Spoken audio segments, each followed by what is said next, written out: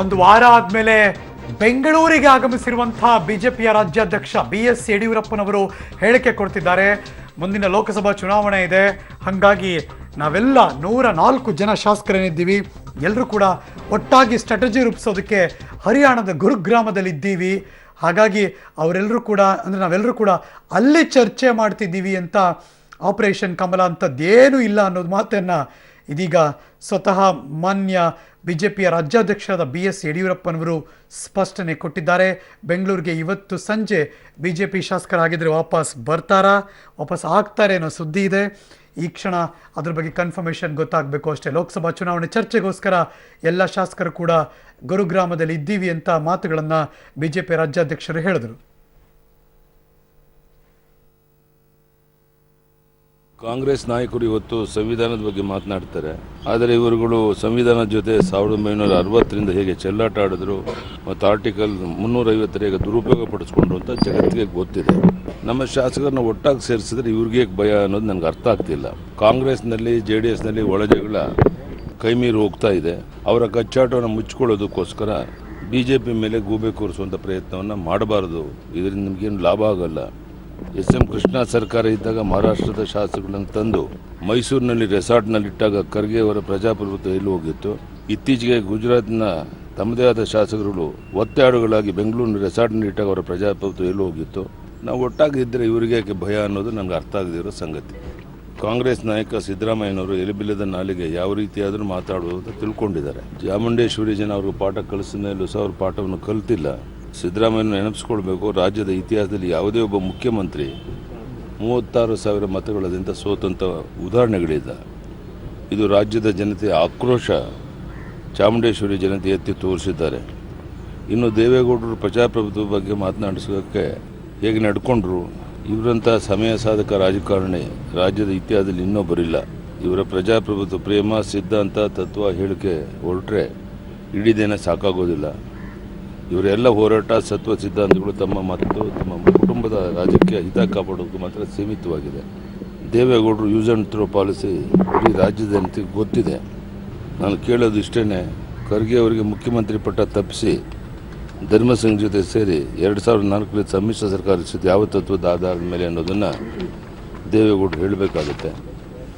ಒಂದು ಕಡೆ ದಲಿತ ರಾಜಕಾರಣಿಗೆ ಮುಖ್ಯಮಂತ್ರಿ ಹುದ್ದೆ ತಪ್ಪಿಸಿದ್ರಿ, ಇನ್ನೊಂದು ಕಡೆ ನಿಮ್ಮದೇ ಪಕ್ಷದ ಸಿದ್ದರಾಮಯ್ಯನವರ ಮುಖ್ಯಮಂತ್ರಿ ಹುದ್ದೆಯಿಂದ ದೂರ ಇಟ್ರಿ.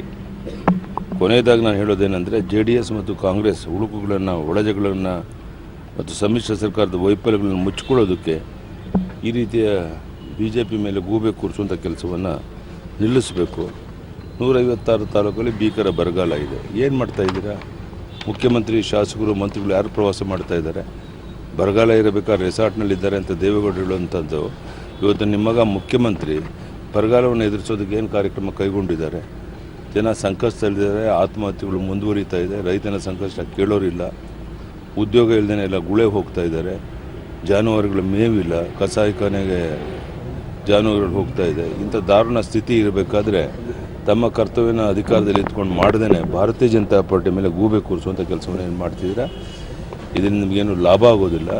ನಾವು ಒಟ್ಟಾಗಿ ಒಂದಾಗಿರುವಂಥ ಪ್ರಯತ್ನ ಮಾಡಿದ್ದು. ನೀವು ಹೇಳಿದಿರಲ್ಲ BJPಯವರು 4-5 ಜನ ನಮ್ಮ ಸಂಪರ್ಕದಲ್ಲಿದ್ದಾರೆ ಅಂತ. ಕರೀರಿ, ಯಾರಾದರೂ ನೋಡೋಣ.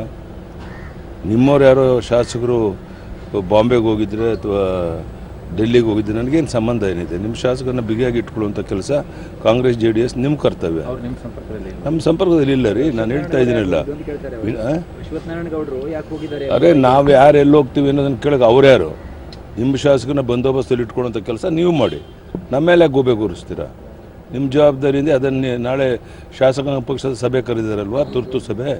ಎಷ್ಟು ಜನ ಬರ್ತಾರೆ ಗೊತ್ತಾಗುತ್ತಲ್ಲ, ಇವರು ಬಣ್ಣ ಏನು ಅಂತ ಬಯಲಾಗುತ್ತೆ ನಾಳೆ ದಿನ. ಸೊ ಅದರಿಂದ ನಿಮ್ಮ ಶಾಸಕರು ಅತೃಪ್ತಿಯಿಂದಿದ್ದಾರೆ, ಅಸಮಾಧಾನದಲ್ಲಿದ್ದಾರೆ ಅನ್ನೋದನ್ನು ಅರ್ಥ ಮಾಡ್ಕೊಳ್ಳ್ದೇನೆ ಅನಾವಶ್ಯಕವಾಗಿ BJP ಮೇಲೆ ಗೂಬೆ ಕೂರಿಸುವಂಥ ಪ್ರಯತ್ನವನ್ನು ಮಾಡಬೇಡಿ ಅನ್ನೋ ಒತ್ತಾಯ. ಈ ಎಲ್ಲ ಬೆಳವಣಿಗೆಗಳ ಬಗ್ಗೆ ಮತ್ತಷ್ಟು ಮಾಹಿತಿ ಕೊಡೋದಕ್ಕೆ ನನ್ನ ಕೊಲೀಗ್ ಮಸೂದ್ ಇದೀಗ ನೇರ ಸಂಪರ್ಕದಲ್ಲಿ ಜಾಯಿನ್ ಆಗ್ತಿದ್ದಾರೆ. Very good morning Masood. ಯಡಿಯೂರಪ್ಪನವರು ಈಗ ಹಿಂದಿರುಗಿದ್ದಾರೆ, ಆದರೆ ಆಪರೇಷನ್ ಕಮಲ ಅಲ್ಲ, ಆದರೆ ಲೋಕಸಭೆ ಚುನಾವಣೆಯ ತಯಾರಿ ಇದು ಅಂತ ಹೇಳ್ತಿದ್ದಾರೆ. ಅದರ ಪ್ರಶ್ನೆ ಅರ್ಥ ಆಗದೆ ಇರೋದು, ಈ ನಮ್ಮ ಶಾಸಕರೇ ಅಲ್ಲೋಗಿ ಯಾಕೆ ಡಿಸ್ಕಷನ್ ಮಾಡಬೇಕು? ಕರ್ನಾಟಕದಲ್ಲಿ ಮಾಡ್ಬೋದಾಗಿತ್ತಲ್ವಾ? ಏನಿದ್ರ ಆಗಿದ್ರೆ ಮರ್ಮ ಅಡಗಿರೋದಾದ್ರೂ ಏನು? ಹರೀಶ್, ಮೊದಲನೇದಾಗಿ ಏನ್ ಗಮನಿಸಬೇಕು ಅಂತಂದ್ರೆ, ಯಾವಾಗ ಆಪರೇಷನ್ ಕಮಲ ಫ್ಲಾಪ್ ಆಯ್ತು ಆವಾಗ ಬಿಜೆಪಿಯ ಪ್ರಮುಖ ಮುಖಂಡರು ಅಂದ್ರೆ ಯಡಿಯೂರಪ್ಪ ಆದಿಯಾಗಿ ಅವರೆಲ್ಲರೂ ಕೂಡ ಇದೇ ಉತ್ತರ ಕೊಡ್ತಾರೆ ಅಂತ ಎಕ್ಸ್ಪೆಕ್ಟ್ ಮಾಡಲಾಗಿತ್ತು. ಯಡಿಯೂರಪ್ಪನವರು ಇವತ್ತು ಅದೇ ಉತ್ತರವನ್ನ ಕೊಟ್ಟಿದ್ದಾರೆ. ನಾವು ಲೋಕಸಭೆ ಚುನಾವಣಾ ಹಿನ್ನೆಲೆಯಲ್ಲಿ ಸಿದ್ಧತೆ ಬಗ್ಗೆ ಚರ್ಚೆ ಮಾಡೋದಕ್ಕೆ ಎಲ್ಲಾ ಶಾಸಕರನ್ನು ಕೂಡ ಒಟ್ಟಾಗಿ ಸೇರಿ ಚರ್ಚೆ ಮಾಡಿದ್ದೀವಿ. ಅದ್ರ ಹೊರತಾಗಿ ಯಾವುದೇ ಆಪರೇಷನ್ ಕಮಲ ನಾವು ಮಾಡ್ತಾ ಇಲ್ಲ. ಯಾವುದೇ ಬಿಜೆಪಿ, ಕಾಂಗ್ರೆಸ್ ಅಥವಾ ಜೆಡಿಎಸ್ ಶಾಸಕರನ್ನ ನಾವು ಮುಟ್ಟಿಲ್ಲ. ಆದ್ರೆ ಅವರ ಶಾಸಕರೇ ಅವರ ಪಕ್ಷಗಳ ಒಳಗಿನ ಕಚ್ಚಾಟಕ್ಕೆ ಮುಂಬೈಗೋ ದೆಹಲಿಗೋ ಹೋದ್ರೆ ಅದಕ್ಕೂ ನಮ್ಗೆ ಸಂಬಂಧ ಇಲ್ಲ ಅನ್ನುವಂತ ಮಾತನ್ನ ಸ್ಪಷ್ಟವಾಗಿ ಹೇಳಿದ್ದಾರೆ. ಇಲ್ಲ, ಆಪರೇಷನ್ ಕಮಲ ನಾವು ಮಾಡೇ ಇಲ್ಲ ಅನ್ನುವಂತ ಮಾತನ್ನ ಹೇಳಿದ್ದಾರೆ. ಮತ್ತೆ ಏನ್ ಲೋಕಸಭೆ ಚುನಾವಣೆ ಹಿನ್ನೆಲೆಯಲ್ಲಿ ಚರ್ಚೆ ಮಾಡೋದಕ್ಕೆ ಅಲ್ಲಿ ಹೋಗಿದ್ವಿ ನಾವೆಲ್ಲ, ಎಲ್ಲರೂ ಹಂತವಾಗಿ ಬರ್ತಿದ್ದಾರೆ. ಇವತ್ತು ಒಂದಷ್ಟು ಜನ ಶಾಸಕರು ಬರ್ತಾರೆ, ನಾಳೆ ಮತ್ತೊಂದಷ್ಟು ಜನ ಶಾಸಕರು ಬರ್ತಾರೆ ಅನ್ನುವಂತ ಮಾತನ್ನ ಹೇಳಿದ್ದಾರೆ. ಅಂದ್ರೆ ಅಲ್ಲೂ ಆ ಪ್ರಕಾರ ಗುರುಗ್ರಾಮದಲ್ಲಿ ಮತ್ತೆ ವಾಸ್ತವ್ಯ, ಬಿಜೆಪಿ ವಾಸ್ತವ್ಯ ಕಂಟಿನ್ಯೂ ಆಗಲ್ಲ ಅನ್ನುವಂತ ಸಂದೇಶವನ್ನು ಇಲ್ಲಿ ಕೊಟ್ಟಿದ್ದಾರೆ. ಮತ್ತೊಂದು ಸಂದೇಶ ಕೊಟ್ಟಿದ್ದಾರೆ, ಅಗತ್ಯ ಬಿದ್ದರೆ 2 ದಿನಗಳಲ್ಲಿ ನಾನು ದೆಹಲಿಗೂ ಕೂಡ ಹೋಗ್ತೇನೆ ಅನ್ನುವಂತ ಮಾತನ್ನು ಕೂಡ ಹೇಳಿದ್ದಾರೆ. ಒಟ್ಟಾರೆಯಾಗಿ ಯಡಿಯೂರಪ್ಪನವರ ಅಷ್ಟು ಮಾತುಗಳಲ್ಲಿ ಒಂದ್ ಕಡೆ ಹತಾಶೆ ಇದ್ರೆ, ಇನ್ನೊಂದ್ ಕಡೆ ಬಿಜೆಪಿ, ಕಾಂಗ್ರೆಸ್ ಮತ್ತೆ ಜೆಡಿಎಸ್ ವರಿಷ್ಠರ ಮೇಲಿನ ಆಕ್ರೋಶ ದೊಡ್ಡ ಮಟ್ಟದಲ್ಲಿ ಮನೆ ಮಾಡಿದೆ ಅನ್ನುವಂತದ್ದ ಅಂಶವನ್ನು ಕೂಡ ನಾವು ಗಮನಿಸಬಹುದು. ಇಲ್ಲಿ ದೇವೇಗೌಡರು ಮತ್ತೆ ಸಿದ್ದರಾಮಯ್ಯ ಅವರ ವಿರುದ್ಧ ವಾಗ್ಯುದ್ಧ ಮಾಡಿದ್ದಾರೆ. ಅಂದ್ರೆ ದೇವೇಗೌಡರಂತ ಸಮಯ ಸಾಧಕ ಅವರು ಇನ್ನೊಬ್ರು ಇತಿಹಾಸದಲ್ಲಿ ಬಂದೇ ಇಲ್ಲ ಅನ್ನುವಂತ ರೀತಿಯಲ್ಲಿ ಅವರು ಸಮರ ಆರಂಭ ಮಾಡಿದ್ದಾರೆ, ವಾಕ್ ಸಮರ ಆರಂಭ ಮಾಡಿದ್ದಾರೆ. ಮತ್ತೆ ಸಿದ್ದರಾಮಯ್ಯನವರೆಗೂ ಬಿಟ್ಟಿಲ್ಲ, ಅವರು ಕೂಡ ಚಾಮುಂಡೇಶ್ವರಿ ಕ್ಷೇತ್ರದ ಜನ ಪಾಠ ಕಲ್ತರು ಕೂಡ ಅವ್ರು ಪಾಠ ಕಲ್ತಿಲ್ಲ. ಅಂದ್ರೆ 36,000 ಅಂತರದಿಂದ ಯಾವೊಬ್ಬ ಮುಖ್ಯಮಂತ್ರಿಯೂ ಕೂಡ ಇದುವರೆಗೂ ಸೋತಿಲ್ಲ, ಇದೆ ಇವರೇ. ಆದ್ರೂ ಕೂಡ ಇಷ್ಟು ಅವಮಾನ ಆದ್ರೂ ಕೂಡ ಸಿದ್ದರಾಮಯ್ಯ ಅವರು ಎಲ್ಲೂ ಬಿಲ್ಲದ ನಾಲಿಗೆ ತರ ಮಾತಾಡ್ಕೊಂಡು ಹೋಗ್ತಿದ್ದಾರೆ ಅನ್ನುವಂತ ರೀತಿಯಲ್ಲಿ ವಾಗ್ದಾಳಿ ಮಾಡಿದ್ದಾರೆ. Harish, thank you so much Masood. ಈ ಕ್ಷಣದ ಎಲ್ಲ ಮಾಹಿತಿಗಾಗಿ ಇದು BS ಯಡಿಯೂರಪ್ಪನವರು ಕೆಲವು ಹೊತ್ತಿನ ಮುಂಚೆ ಮಾತಾಡಿದ್ದು.